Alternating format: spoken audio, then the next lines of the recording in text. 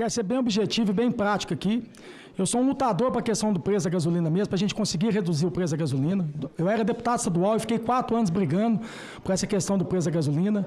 E eu acho o seguinte, a Petrobras é uma empresa pública, né? E eu acho que ela tem sempre que olhar para a população. Então, presidente, quando veio essa medida da questão da política de preço da Petrobras, eu sempre, quando eu era deputado, a gente cobrando a redução do preço da gasolina, eu escutava sempre da oposição, na época, falando o seguinte, Cleitinho, o que precisa fazer é a questão da política de preço da Petrobras para a gente conseguir reduzir a gasolina.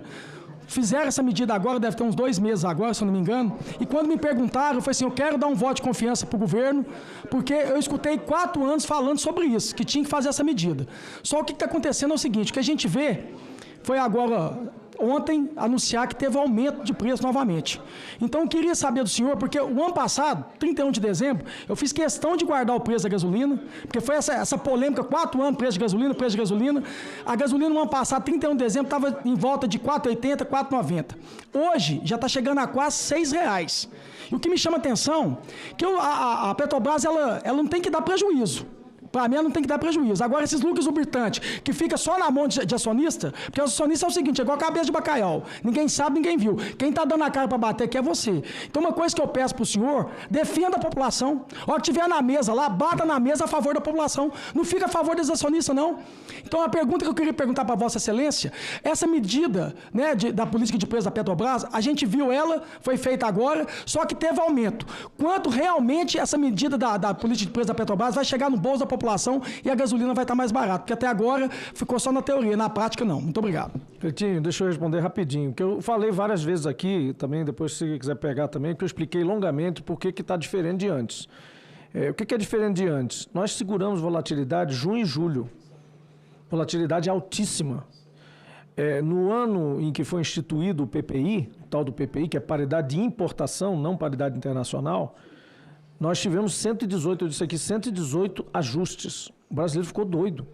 Primeiro ano, lá em 2017. Ninguém conseguia calcular um frete. Frete, no meio do frete, mudava 2 vezes o preço. Isso é uma loucura. Esse é o grande mérito da política de preços. Nós estamos caminhando em cima dessa navalha mesmo que você descreveu. Nem podemos perder dinheiro.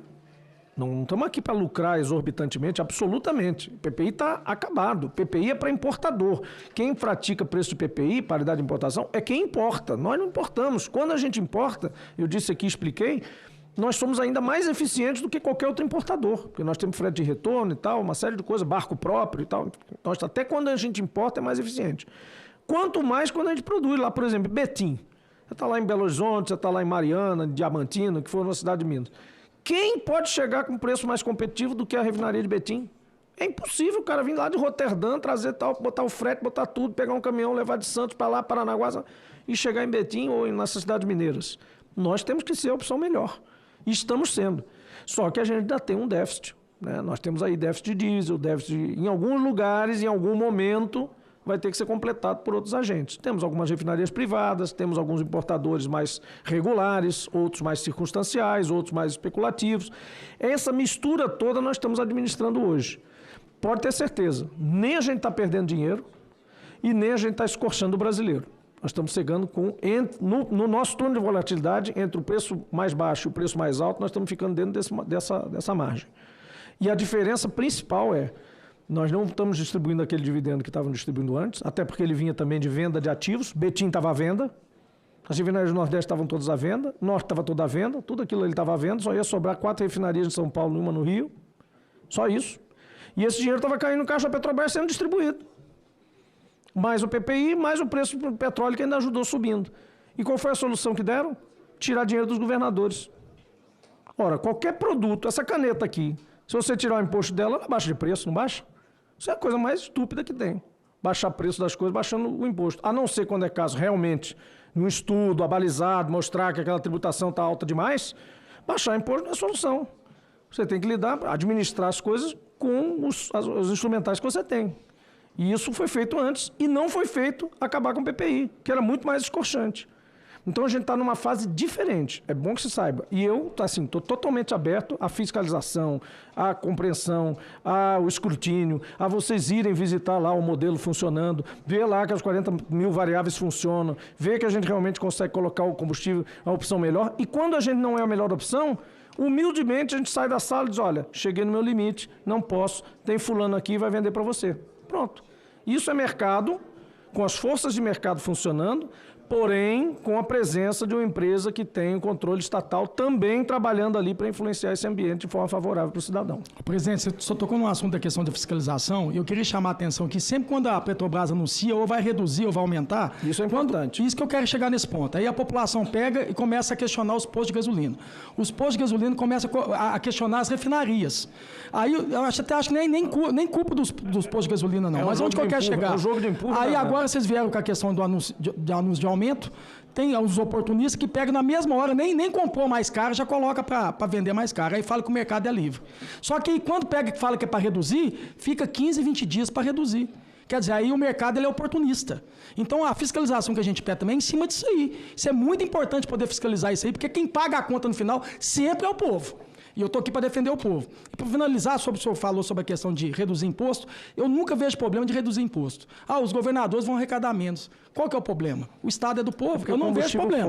Não vejo problema. É que nem sabe por quê? Porque cigarro, bebida. Não, eu acho o seguinte, na minha humilde opinião, quando o governo pega, ele vai deixar de arrecadar menos, é o povo que está com dinheiro no bolso para poder gastar mais. É um conceito. Inclusive, o seu líder sempre falou isso, viu? Muito obrigado. Olha só, Muito obrigado. Queitinho, rapidinho, só para terminar aqui, dizer uma coisa que eu acabei não dizendo, dei a volta aqui, que era a resposta do Rodrigo. Ele falou assim, o que vocês têm aí no parlamento que pode ajudar uma crise maior? Aí eu falei do exemplo do petróleo, depois eu acabei... Que é o seguinte, nós temos um projeto de lei, existe um projeto de lei que é o 1472, que foi da época do auge da crise, no ano passado. E veio para a Câmara, foi aprovado no Senado e veio para a Câmara. O que ele faz? Ele cria uma política de segurança, digamos assim, de preço de combustível para o Brasil, para blindar um pouquinho, ele sendo eficiente e autônomo em produção de petróleo, blindar um pouquinho de grandes variações internacionais que a gente não tem nada a ver. Imagina uma guerra lá da Nigéria com Mali, com não sei o quê, que o petróleo dispare para 120 de novo. A Petrobras sozinha não vai conseguir segurar isso, já estou logo avisando, não dá para segurar isso aí, num momento desse. O que esse projeto dizia?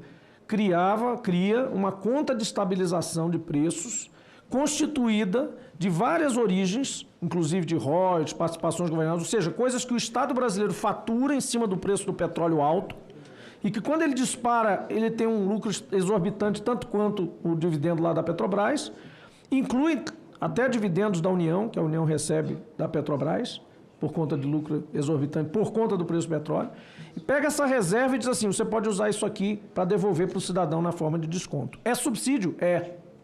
Subsídio temporário. Isso foi feito em várias nações aí no mundo afora, na época dessa crise. Nós, infelizmente, não chegamos a ter tempo, porque entrou essa coisa de só desonerar e tudo, e aí satisfez os propósitos, a meu ver, artificialmente. Mas o perene mesmo é termos esse gatilho. Isso não funciona toda hora, tá, gente? Acima de um determinado valor do Brent, entra essa possibilidade do governo usar dinheiro dele, que ele faturou por conta da alta do petróleo, para devolver para o cidadão na forma de um subsídio na bomba ou na porta da refinaria. Primeira coisa. Segunda coisa que essa lei faz, estabelece algum controle de estoques reguladores. Porque quando há uma tendência de alta, normalmente alguns estados, e os Estados Unidos, por exemplo, tem isso bem, fazem estoques para poder desovar aquele estoque, quando tiver mais alto, ele comprou mais baixa e usa na alta. Como os produtos são dificilmente perecíveis, são altamente estocáveis, você tem um controle de estoques também um pouco controlado ali pelo governo. A ANP pode fazer esse controle. E, por fim, isso que você falou, um sistema efetivo de fiscalização da apropriação das variações, da apropriação oportunista das variações. A gente, quando baixou 5 ou 6 vezes isso aqui. A gente baixou muito mais, depois eu pego o percentual aqui, a gente baixou muito mais do que subiu agora. Um gráfico no valor de hoje que mostra bem isso. Quando a gente baixou, em várias vezes a gente viu o pessoal se apropriou disso. Não sei quem foi, que não me cabe avaliar isso. A ANP cabe, o CAD, sei lá quem. Os PROCONs, depende das pontas. Né? Se for posto de gasolina, é PROCON, se for distribuidor, é ANP, enfim, cada um tem a sua jurisdição. Mas o fato é que quando baixa, demora a baixar, né? Ainda. E quando sobe, sobe rápido. Tem dia que sobe, na virada do governo, não sei se vocês se lembram, o presidente Lula ia tomar posse, o cara já estava aumentando. Aí depois não houve aumento, os caras ficaram com o aumento. Entendeu? Então, isso aí são 3 ferramentas importantíssimas que estão nesse projeto de lei que a gente deveria retomar e discutir. Perfeito. Pode até não ser ideal agora mais, mas tem uma ideia boa ali.